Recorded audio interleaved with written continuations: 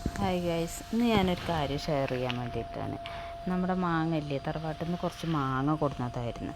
അപ്പോൾ അതിൻ്റെ മാങ്ങ കഴിച്ചിട്ട് അതിൻ്റെ വിത്ത് എടുത്തിട്ട് പാവിയതാണ്. അപ്പോൾ അത് ഞാൻ ഒന്നിച്ചിട്ടിട്ടുണ്ടായിരുന്നു. അപ്പോൾ അത് എടുത്തിട്ട് ഒരു ബാഗിലേക്ക് വെച്ചു. ഇനി ഇത് തൊടിയിൽ കൊണ്ടുപോയി ഇടണം. ഇത് മാത്രമല്ല, നമ്മുടെ പപ്പായയുടെ വിത്ത് കുഴിച്ചിട്ടതാണ്. അതിൻ്റെ തൈകളൊക്കെ ഞാൻ ഇങ്ങനെ കുഴിച്ചിട്ടിട്ടുണ്ട്.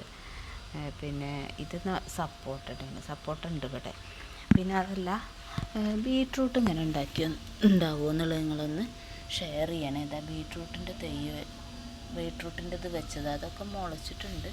അത് ഉണ്ടാവുമോ ഇല്ലെന്ന് അറിയില്ല. ഇത് പപ്പായാണ്. പിന്നെ ഞാൻ പറയുന്നത് നമ്മുടെ അവക്കാഡോ ഇല്ലേ, അവക്കാഡോൻ്റെ തൈ വെച്ചതാണ്. അവക്കാഡോ തൈ കുഴിച്ചിട്ടിട്ട് അത് 2 എണ്ണം ഉണ്ട്. അവിടെ ഒരെണ്ണം ഉണ്ട്. രണ്ടും ഇങ്ങനെ വലുതായി വന്നിട്ടുണ്ട്. പപ്പായ ഇത് നമ്മുടെ ചാമ്പയ്ക്കല്ലേ, ചാമ്പയ്ക്കയുടെ വിത്ത് കുഴിച്ചിട്ടതാണ്. ഇത് നല്ല റെഡ് ചാമ്പയ്ക്കാണ്. അപ്പോൾ അത് ഇങ്ങനെ ഇതായിട്ടുണ്ട്. അപ്പോൾ അത് 3-ാം കൊല്ലത്തിൽ കായ്ക്കും എന്ന് തോന്നുന്നു. പിന്നെ ബട്ടർനട്ട് ഫ്രൂട്ട് ഇല്ലേ, അതാണ്. അതിങ്ങനെ ഒരു കായ ഉണ്ടാകുന്നില്ല.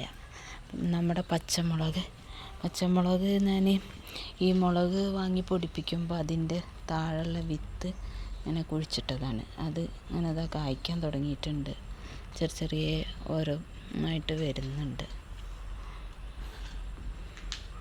എന്താ, ഇതിൻ്റെ ഇടയിലെല്ലാം പുല്ലുണ്ട്. ഇപ്പോൾ കുറച്ചായിട്ട് പുല്ല് ക്ലീൻ ചെയ്തിട്ടില്ല. ഇനി പുല്ലുകളെല്ലാം പറിക്കണം, എന്നിട്ട് മണ്ണിട്ട് കൊടുക്കണം.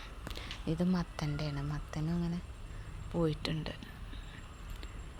ഇതെല്ലാം പുല്ല് പറിക്കാതെ കിടക്കുകയാണ്. ഇപ്പോൾ കുറേ ദിവസമായി പുല്ല് പറിക്കാൻ ഇറങ്ങിയിട്ട്. പുല്ല് വേഗം വളരുന്നുണ്ട്, ചെടീനേക്കാളും എളുപ്പത്തിൽ പുല്ല് വളരുന്നുണ്ട്. ഇത് നമ്മുടെ അവക്കാഡോയാണ്. അവക്കാഡോ ഇങ്ങനെ കുഴിച്ചിട്ടതാണ്. അതിപ്പോൾ ഇങ്ങനെ ആയിട്ടുണ്ട്. ഇനി തൊടിയിൽ കൊണ്ടുപോയി കുഴിച്ചിടാൻ വേണ്ടിയിട്ടാണ് ഇതെല്ലാതും കവറിലാക്കി വെച്ചിരിക്കുന്നത്. അപ്പോൾ ഇത്രയേ ഉള്ളൂ.